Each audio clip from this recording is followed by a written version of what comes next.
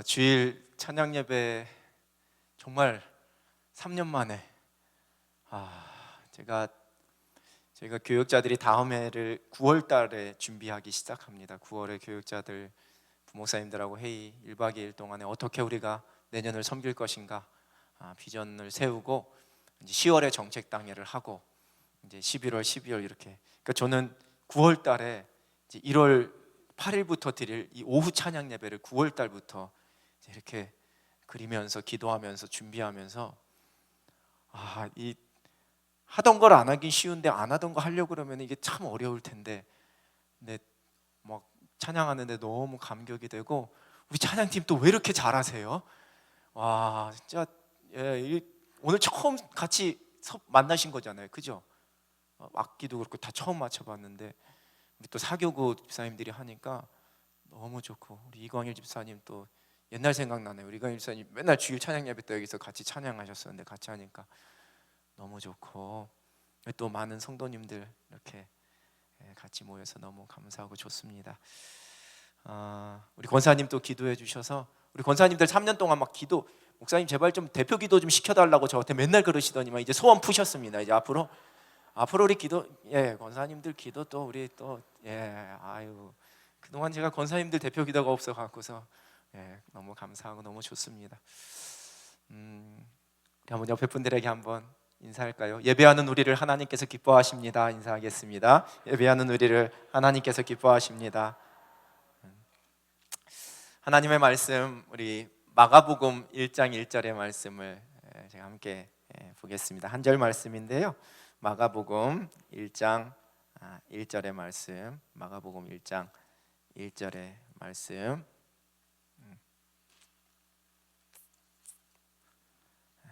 하나님의 말씀 마가복음 1장 1절 우리 한 목소리로 함께 봉독합니다. 하나님의 아들 예수 그리스도의 복음의 시작이라. 아멘. 아멘. 하나님 말씀, 우리 마가복음 1장 1절 말씀 가지고 오늘 제가 위대한 복음 1, 복음의 시작이라는 주제로 같이 말씀을 나누려고 합니다. 주일 찬양 예배는 제가 수요 예배 때 한 3년 전부터 가스펠 프로젝트라고 해서 우리 교회 학교도 구약 성경부터 신약 요한계시록까지, 창세기부터 요한계시록까지 일종의 구속사적 관점이라고 얘기하는데, 하나님이 창조하시고 인간의 죄에 대해서 하나님께서 어떻게 심판하셨고 또 그것을 구원하시기 위해서 예수 그리스도를 이 땅에 보내주신, 그리고 다시 오실 예수 그리스도, 이걸 성경의 구속사라고 이야기하는데, 그 구속사적인 관점에서 성경을 쭉 살펴봐 가는 것이 가스펠 프로젝트라는 구약과 신약에 걸친 총 12권의 책을 통해서 진행되는 과정이 있는데, 우리 교회 학교가 많이 지금 왔습니다. 이제 교회 학교에서는 우리 유치부부터 시작해서 고등부 이르기까지. 그러면서 제가 수요 예배 때 우리 성도님들과 함께 이 말씀을 나눠서 지난 12월 마지막 수요일에 구약 성경을 다 마쳤습니다. 구약을 이제 신약을 수요 예배 때 같이 이제 계속 나누려고 하다가, 이제 예배 형식을 수요 예배는 수요 기도회로 이렇게 바꾸고 주일 찬양 예배를 제가 직접 좀 성도님들과 함께 나눠야 되겠다.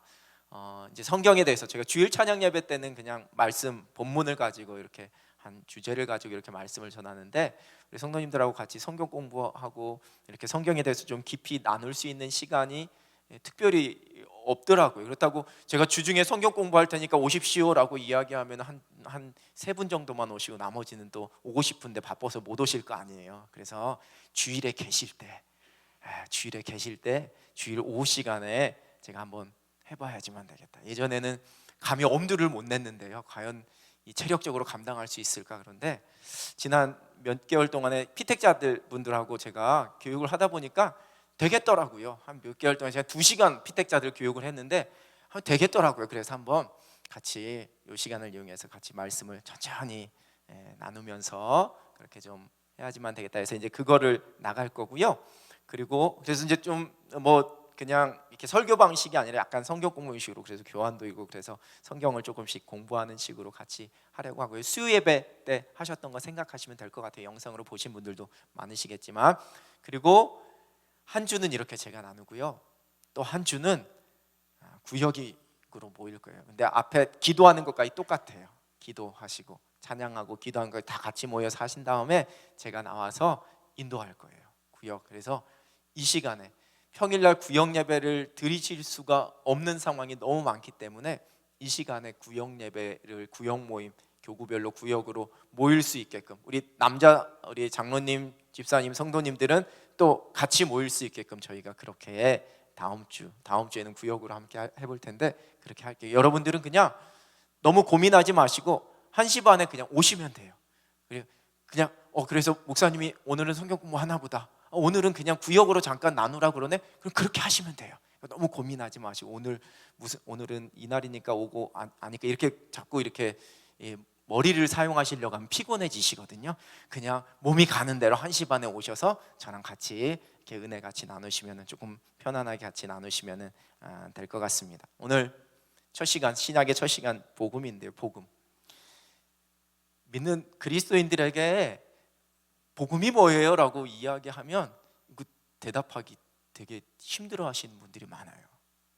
복음이 뭐예요? 라고 물으면 분명히 신앙생활하면서 내가 한 70년 신앙생활하면서 복음이라는 말은 정말 수없이 많이 들었는데 갑자기 나에게 복음이 뭐예요? 라고 이야기하면 복음이 과연 뭘까? 어떻게 대답해야지만 되나? 라는 그런 생각을 이렇게 하게 되는데 사실 복음을 한마디로 정의하기는 쉽지 않아요. 정말 이 성경에서 이야기하는 복음이 뭔지 헬라어는 유앙겔리온이라고 이야기하고 영어에는 굿뉴스 또는 가스펠 이렇게 이야기를 하죠. 그냥 좋은 소식이에요.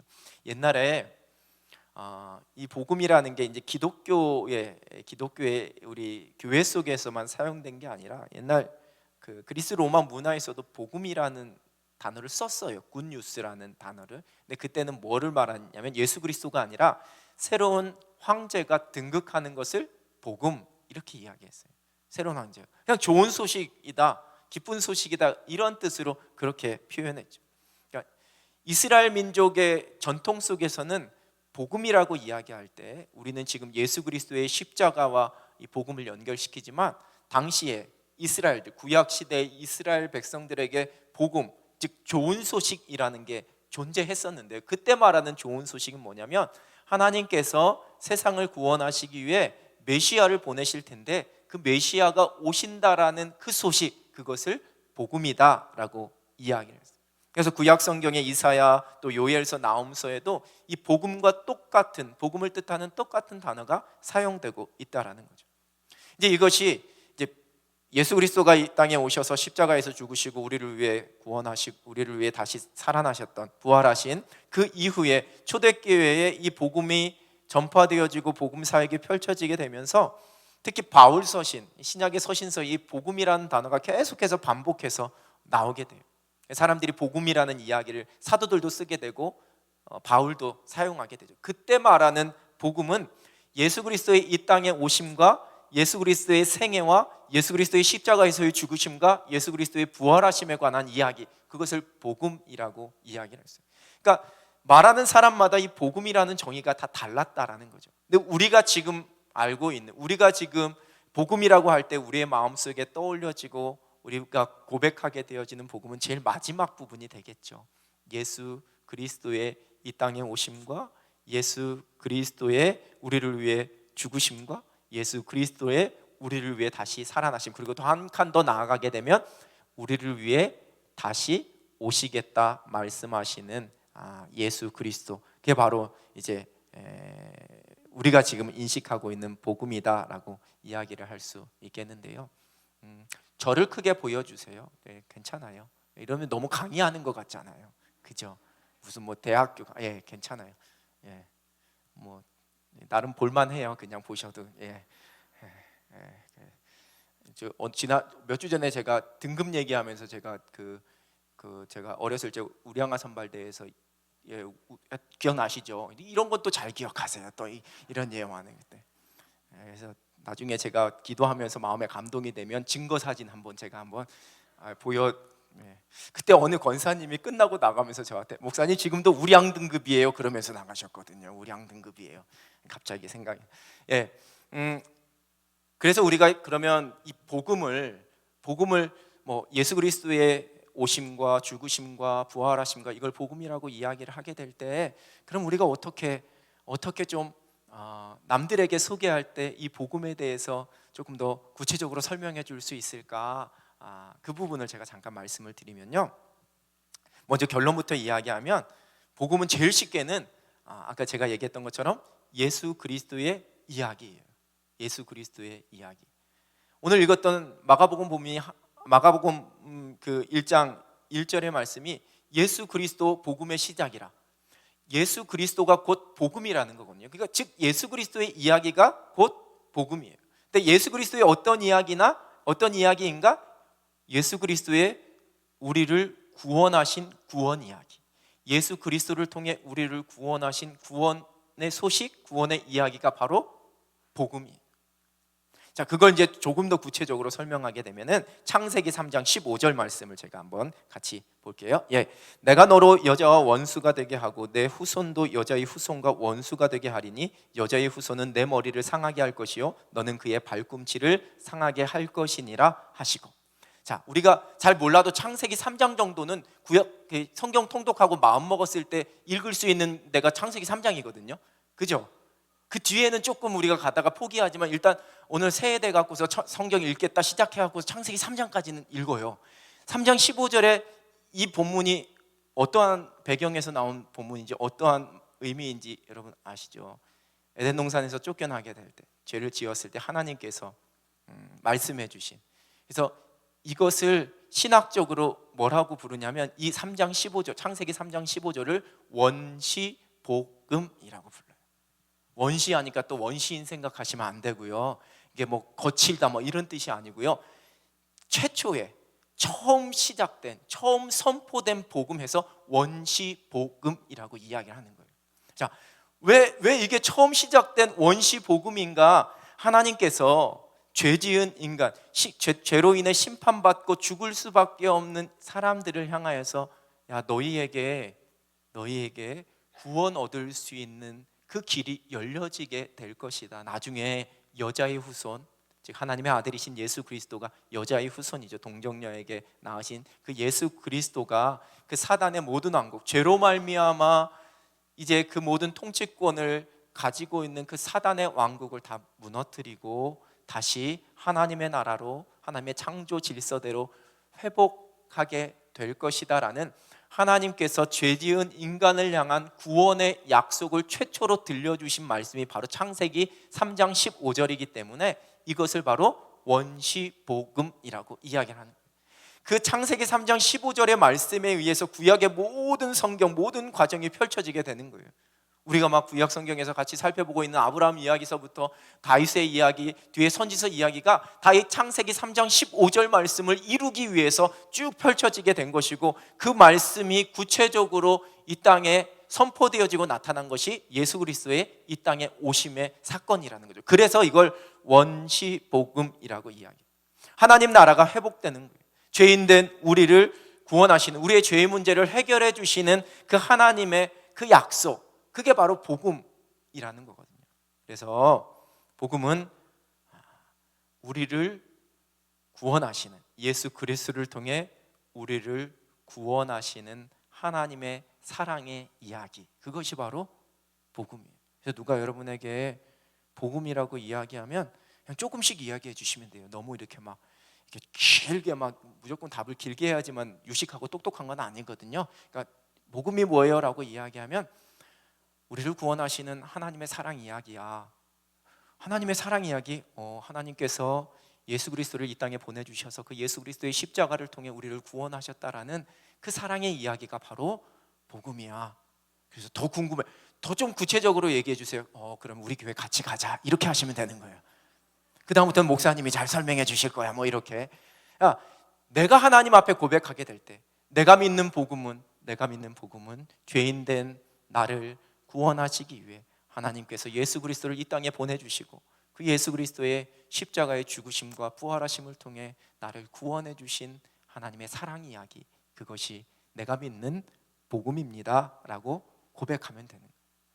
자, 그래서 마가복음 1장 1절이 하나님의 아들 예수 그리스도의 복음의 시작이라 이렇게 시작하는 거예요. 마가복음에서 펼쳐지는 이야기가 예수님의 이 땅에 오심에 관한 이야기고요, 예수님의 십자가에서의 죽으심에 관한 이야기고요, 예수님이 다시 부활하시는 이야기고, 예수님께서 다시 오시겠다라는 말씀이 마가복음에 쭉 적혀져 있거든요. 그래서 마가복음 1장 1절을 하나님의 아들이신 예수 그리스도의 복음의 시작이라 이렇게 말씀하는 거예요. 그러니까 마가복음 전체가 복음이라는 거죠.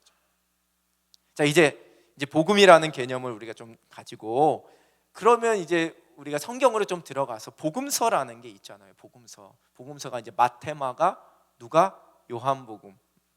이 마태, 마가, 누가, 요한복음이 처음 기록되었을 때는 복음서라는 이름이 붙여져 있지 않았어요. 나중에 그 책의 이름을 마태복음, 마가복음, 누가복음, 요한복음이라고 붙이게 되었지요.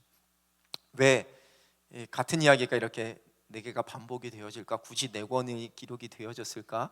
그리고 네 권에 조금씩 그 표현하는 방법이나 단어가 다른데 왜 이게 각각 이렇게 좀 다르게 표현되어졌을까? 이거는 교환에 제가 써드렸던 서로 다른 공동체에서 각기 자신들에게 적합한 방식으로 기록된 예수님의 이야기가 요청되었다, 이렇게 제가 기록해 두었는데, 설명을 드리자면, 예를 들어서 장태진 목사님 요즘 어떻게 지내? 라고 누군가 물어봐요. 근데 그 물어보는 대상이 다 달라요. 네? 쉽게는 뭐 고향에 계신 저희 부모님이 장 목사 요즘 어떻게 지내? 라고 물으실 수도 있고요, 우리 장로님들이 저한테 목사님 요즘 어떻게 지내? 라고 누군가에게 물으실 수도 있고, 저하고 만난 지 한 5년, 7년, 8년 된 분들이 요즘 장 목사님 어떻게 지낸대? 라고 물을 수도 있고요, 저를 전혀 모르는 사람이 남현교회 담임 목사라는 사람이 장태진이라는 분인 것 같은데 그분은 어떻게 지내고 있대? 라고 물을 수도 있잖아요. 그때마다 대답은 다 달라요. 다 똑같이 대답할 수 없어요. 저희 부모님에게 저에 관한 소식을 전할 때는 요즘 괜찮대, 건강도 괜찮고 뭐 괜찮고, 뭐 저희 부모님이 저에게 뭐 사역을 잘하는지 뭐 그런 거 궁금하시겠죠. 그것도. 그런데 아무튼 뭐 그런 이야기, 또 뭐 우리 교인들 장로님들이 물으실 때, 또 오래된 분이 물으실 때 다 다르다라는 거예요. 그런데 그 모든 게 무슨 이야기예요? 저에 관한 이야기예요. 복음서를 그렇게 생각하셔야지만 돼요. 이 마태, 마가, 누가, 요한복음은 다 받는 사람, 우리가 서신서만 받는 대상이 있다라고 생각하는데 이 복음서도 마찬가지거든요. 받는 대상이 있었어요. 마태복음을 이렇게 읽는 공동체가 있었고요, 누가복음을 읽는 공동체가 있었어요. 그 공동체에 궁금해하고 그 공동체가 예수님에 관한 이야기를 들었을 때 더 잘 이해하고 더 잘 믿을 수 있게끔 그렇게 그 예수님에 관한 이야기를 쓴 게 각기 4개의 복음서라는 거예요. 그러니까 약간의 특징이 있을 수밖에 없는 거예요. 다 똑같이 써서 똑같이가 아니고 각자의 공동체에 맞게. 그러면 그 당시 쓰여졌던 그 당시에만 이것이 그러한 유익이 있느냐? 그렇지 않다라는 거예요. 우리도 이 사복음서를 보면서 각기 다른 관점과 약간의 다른 표현으로 쓰여져 있는 복음서를 통해서 와, 우리 예수님이 얼마나 많은 사역, 얼마나 귀한 성품, 얼마나 기품을 갖고 계신지, 하나님의 경륜이 얼마나 큰지를 복음서가 4개이기 때문에 더 깊이 우리가 은혜를 받고 깨달을 수가 있다라는 거죠. 그래서 4개의 각기 다른, 각자가 처해 있는 상황이 각기 다른 공동체에서 그 예수님에 관한 이야기가 다 다르게 전달되고 또 가르쳐 줘야지만 됐었기 때문에 각기 특징을 가진 4개의 복음서가 성경에 기록이 되어져 있었다라는 거죠. 우리가 여러분 예수님이 공생애가 3년이었다라고 알려지잖아요. 그죠? 근데 공관복음을 보게 되면은 그냥 한번 쭉 1년이 지나간 걸로 끝난 것 같은 그런 느낌을 들 때가 있어요. 이걸 좀 입체적으로 보지 않으시면. 그리고 예수님께서 만약에 이 예수님께서 하셨던 일을 그대로 만약에 똑같은 시간으로 이렇게 반복해서 다시 구현, 뭐라고 그러지? 재현을 해낸다면 3년까지 안 걸려요. 그렇잖아요. 그러니까 성경에 예수님께서 1월 8일 오후 1시에 무엇을 하셨다, 2시에 무엇을 하셨다, 3시에 무엇을 하셨다, 이렇게 기록이 안 되잖아요. 많은 부분이 그냥 한 사건으로 기록되어 있잖아요. 그럼 그런 생각 해보셨어요? 3년 동안에 과연 예수님이 하신 일이 이 복음서에서 우리에게 알려져 있는 이 일뿐일까? 예수님께서 산상수훈에서 심령이 가난한 자는 복이 있나니 이 말씀을 한 번만 하셨을까? 이런 생각을 안 해보셨구나, 표정 보니까. 저 어느 날 묵상하다가 과연 예수님께서 산상수훈 말씀을 한 번만 하셨을까? 자, 우리도 목사인 저도 우리 교회에서 설교하면서 목회하면서 이 본문을 한 번만 하겠어요? 여러 번 반복하잖아요. 근데 여러분은 들을 때마다 새로우시잖아요. 왜? 잊어버리니까, 기억이 안 나니까 또 반복해서 이야기하고. 그럼 예수님께서 3년 동안에 제자들에게 하나님 나라와 예수님에 관해서 말씀하셔야 되는데 그냥 한번 자, 이번이 처음이자 마지막이야, 잘 들어, 외워야지만 돼, 심령이 가난한 자는 복이 있어, 끝, 다시는 내가 얘기 안 할 거야, 이러셨을까? 그러지 않았을 거라는 거예요. 성경에서 한 번만 기록되었을 뿐이지 그건 아무도 모르는 거예요. 당시에 같이 있었던 제자들은 알고 있겠죠. 그런 비슷한 사건들도 많이 일어났을 거라는 거예요. 이제 그거를 옆에서 봤던 제자들이, 들었던 제자들이, 관찰했던 제자들이, 아니면 남겨놓은 자료를 가지고 복음서를 기록하게 되는데, 이제 그 복음서가 우리에게 지금 정경으로 돼서 남아있는 건 4권이라는 거예요. 그 중에 아주 우리에게 꼭 필요한 이야기들만, 사건들만 기록되어져 있어서. 근데 이 외에 외경이라고 하는 수많은 복음서가 있었어요. 심지어 우리가 잘 알고 있는 가룟유다 아시죠? 가룟유다, 예수님을 판 가룟유다도 복음서를 썼어요. 그래서 가룟유다 복음서가 있어요. 이 가룟유다 복음서, 물론 성경은 아니에요. 가룟유다, 이 전에 오는 가룟유다 복음서는 신구약도 잘 모르고 막 자기가 베드로보다도 자기가 제일 수제자였고 자기가 가장 뛰어난 사람이었다라고 그렇게 기록하고 있어요. 억지의 내용들이, 결국 자신이 예수님을 팔았던 것도 합리화시키는 내용으로 그런 가룟유다 복음서도 있어요.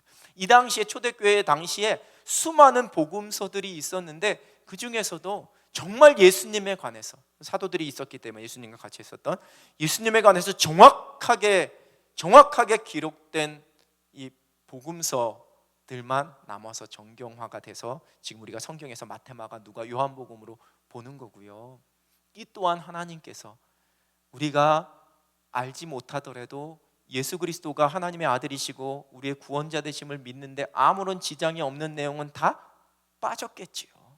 필요 없으니까. 그죠? 그래서 너무 막 외경 막 이런 거 궁금해하실 필요가 없어요. 그 외경을 읽는다고 여러분들의 믿음이 막 이만큼 자랄 것 같아요? 그렇지 않아요. 사복음서만도 충분하기 때문에 하나님께서 다른 내용들, 다른 복음서들은 성경에서 들어가지 못하게 하시고 이것만 우리에게 지금 하나님의 말씀으로 주신 거라는 거죠. 이렇게 수많은 사람들이 기록을 했다라는 거예요. 그 중에서 이 마태, 마가, 누가, 요한복음, 그 공동체에 맞는 관점과 단어를 가지고 써서 지금까지 내려오게 된다. 그래서 이게 여기에 이 3가지 복음서를 공관복음이라고 이야기해요. 많이 들어보셨죠? 마태, 마가, 누가복음. 공간복음 이러시면 안 되고요. 공관, 같을 공자에 바라볼 관자예요. 같은 관점으로 바라보고 있는 복음서. 이거는 마태, 마가, 누가복음이 내용이 유사한 게 그래서 제일 많아요. 제일 먼저 쓰여진 건 마가복음이에요. 그래서 학자들은 마태복음, 누가복음이 마가복음의 자료를 인용했다. 왜냐하면 마가복음이 제일 짧고 함축이 되어져 있거든요. 그 외에 마태복음과 누가복음은 마가복음에 있는 내용들을 조금 더 이렇게 풍성하게 더 많은 내용들을 담고 기록이 되어져 있는데요. 왜 공관복음이냐?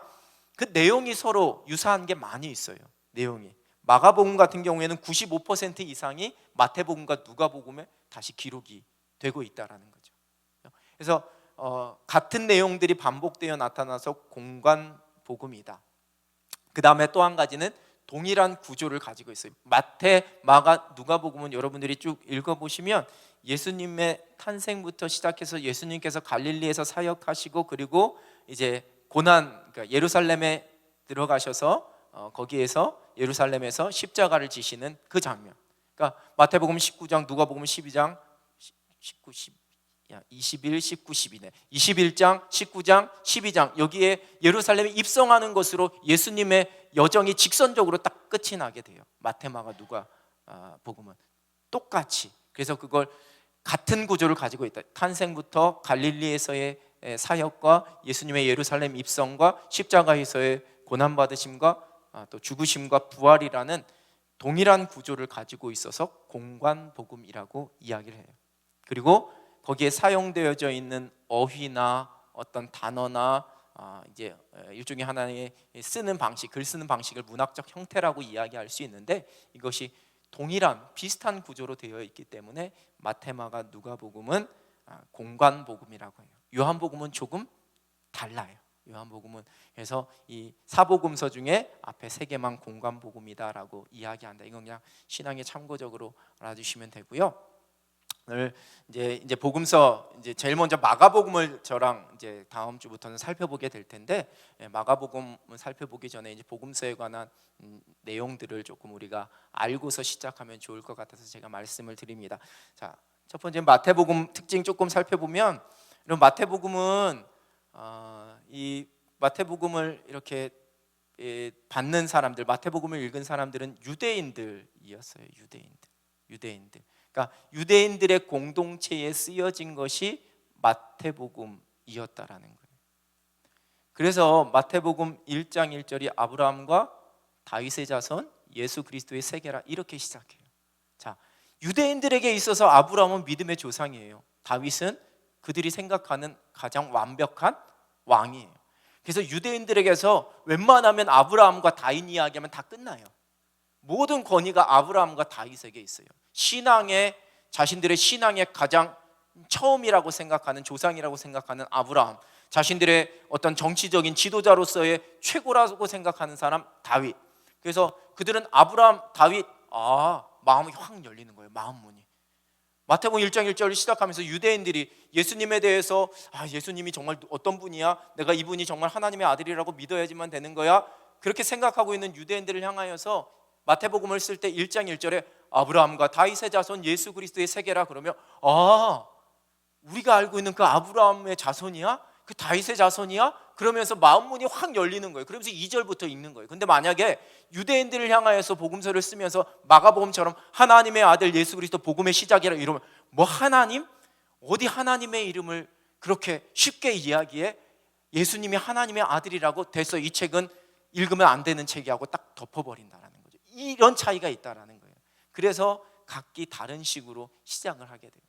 그래서 유대인들을 염두에 두고 유대인들을 예수 그리스도가 메시아이심을, 유대인들이 기다리고 있었던 메시아이심을 믿게 하기 위해서 그러한 관점으로 마태복음이 쓰여져 있어요. 그래서 제일 큰 특징 중에 하나가 구약의 말씀을 제일 많이 이용하고 있어요. 율법의 말씀을. 왜냐하면 당시 유대인들에게 있어서 율법이 최고의 권위를 가지고 있었거든요. 근데 예수님께서 그 율법의 말씀을 자꾸만 인용하셨던 것을 기록해주고 그 율법의 말씀과 비교하는, 옛날 율법에는 이렇게 일렀으되, 이러면 이제 권위가 서는 거예요. 예수님께서 오신다라는 것도 선지자가 이렇게 말씀하셨으니 라고 구약의 말씀을 인용하니까 유대인들이 보면서 예수님께서 이 구약과 연결, 우리 율법과 아예 어긋나는 분이 아니라 그 율법에 따라서 오신 분이구나 라면서 마음의 문을 점점 여는 거죠. 말씀드렸듯이 하나님에 대한, 하나님이라는 단어에 대한 이 거부감이 있었기 때문에, 거부감이라는 건 싫다라는 얘기가 아니고 우리가 잘 알고 있듯이 감히 어떻게 그 이름을 불러, 여호와 이름을 어떻게 불러, 하나님 막 그렇게 입에 담을 수 없는 말인데 이렇게 유대인들이 생각하고 있으니까 마태복음에는 하나님이라는 단어를 잘 사용하지를 않아요. 심지어 마가복음은 하나님 나라 그러는데 마태복음 철저하게 천국 이렇게 쓰고 있어요. 단어 자체를. 영어로도 달라요. 영어로도, 실제 영어로도 마가복음에 하나님 나라는 Kingdom of God 이렇게 쓰는데요, 이쪽에서는 정말 heaven이라고 영어로 번역해요. 똑같이 원어 자체가 달라요. 그래서 굳이 하나님 나라가 아니고 하늘나라, 그걸 이제 우리나라 말로 번역하면 천국. 그래서 천국이 너희 것이며 천국은 씨 뿌리는 자의 비유와 이렇게 말씀하시는 거예요. 근데 마가복음에서는 동일한 표현을 할 때 다 하나님 나라 이렇게 이야기를 하는 거예요. 그래서 우리가 마태복음을 읽으면서 그러한 관점에서 보면 이해가 되는 거예요. 자, 동방박사, 예수님의 동방박사에 관한 성경은 마태, 마가, 누가, 요한복음 중에 어디에 기록되어 있을까요?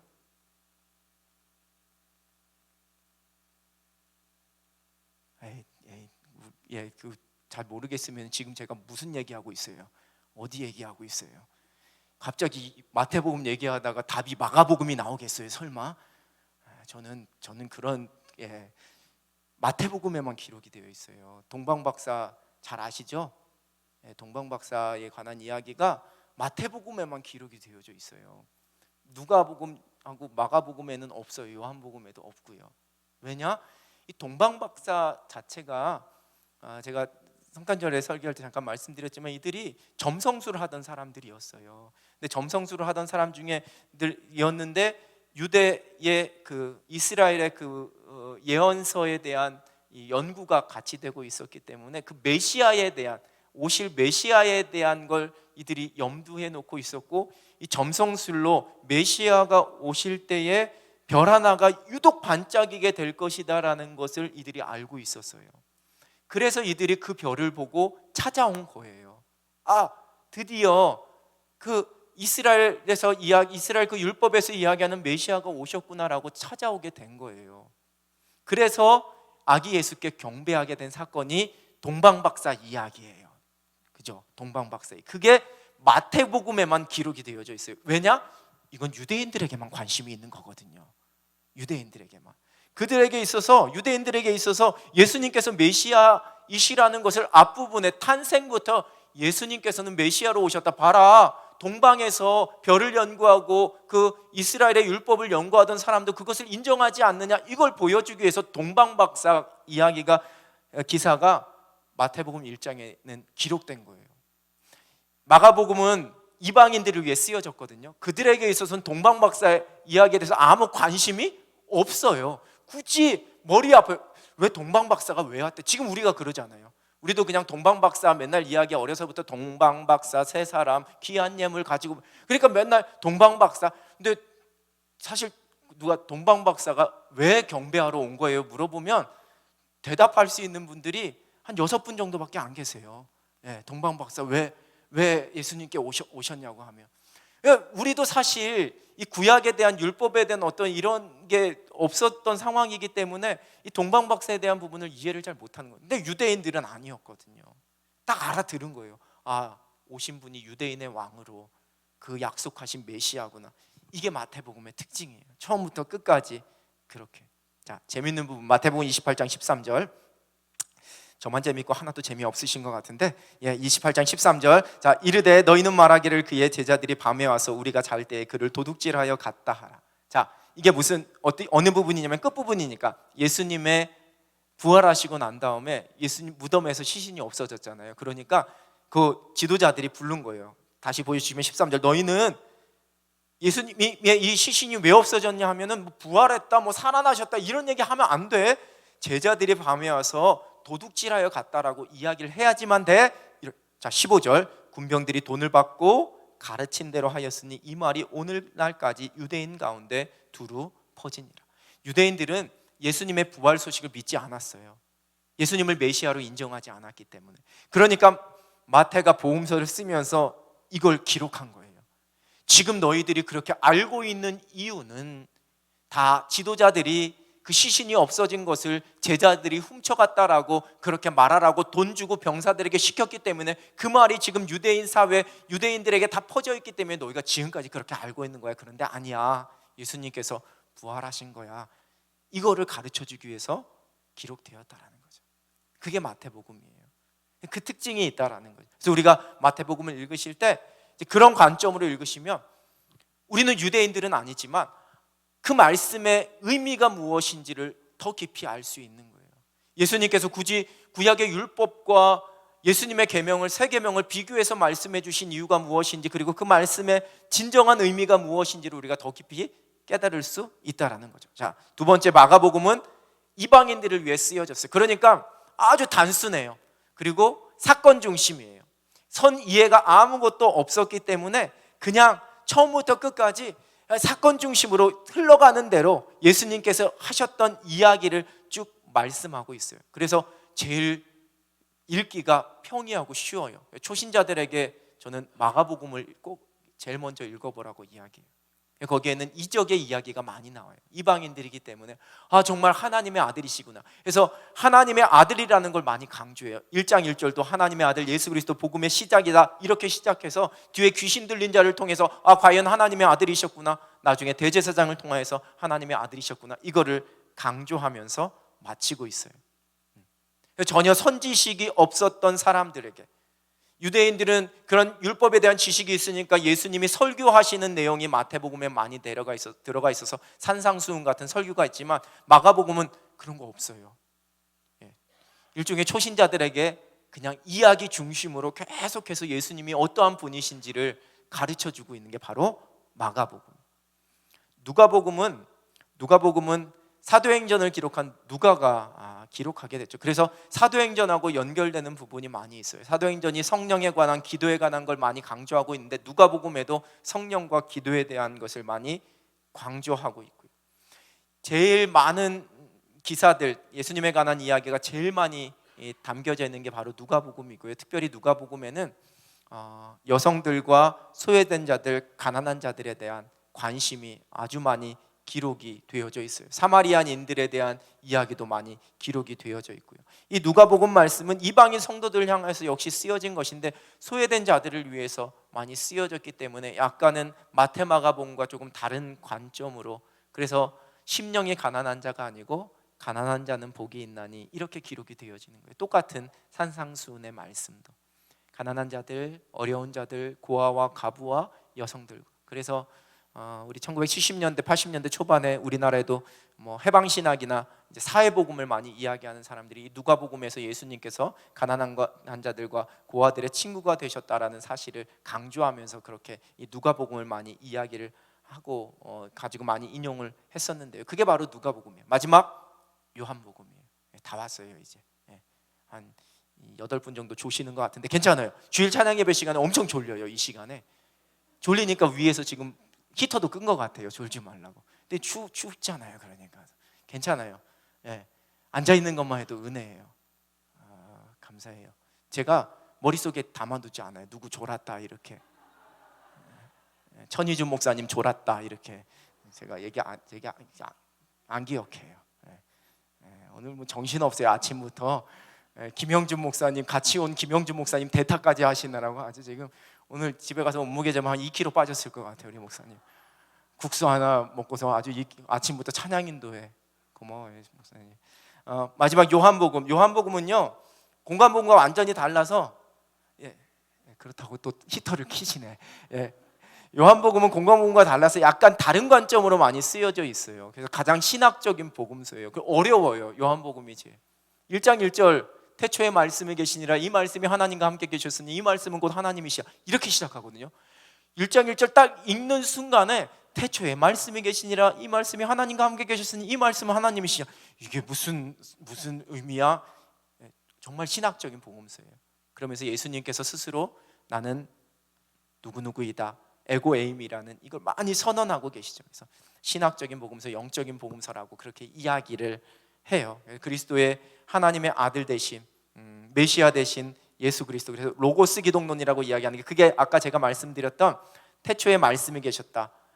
하나님께서 천지를 말씀으로 창조하셨잖아요. 그 말씀이 하나님과 함께 계셨다. 예수님께서 태초부터 함께 계셨던 삼위일체 하나님이시다를 딱 선포하면서 시작하는 거예요.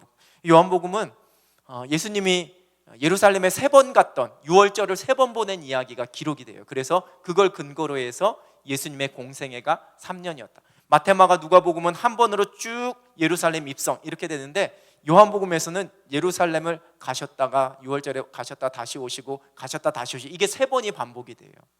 그래서 3년 공생애가 되는 거예요. 그래서 뭐가 좀 이상하다. 예수님 앞부분 읽을 때는 분명히 예수님 예루살렘 들어간 얘기가, 예루살렘 가신 이야기가 한 번밖에 없었는데 이제 3번이나, 이게 이제 그런 차이.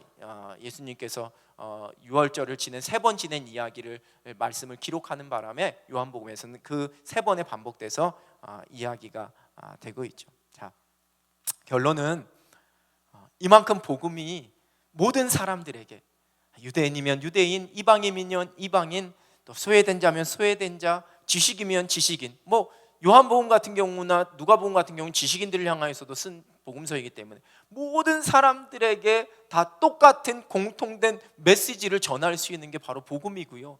그러니까 이 십자가의 복음이 지금 어느 누구에게나, 이 세상의 어느 누구에게나 동일하게 능력이 있고 동일하게 필요하고 동일하게 선포되어야 할 소식이라는 것을 우리가 이 사복음서를 통해 알 수 있는 거예요.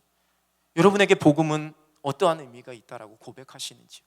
예수 그리스도 십자가 복음이 나에게 어떠한 의미가 있다라고 여러분은 고백하시는지. 오늘 아침에도 오전에도 함께 말씀 나눴듯이 우리에게 모든 것, 우리의 모든 출발 자체가 하나님께서 나를 하나님의 자녀로 택해 주셨다라는 것에서 우리가 시작되어지는 거고요.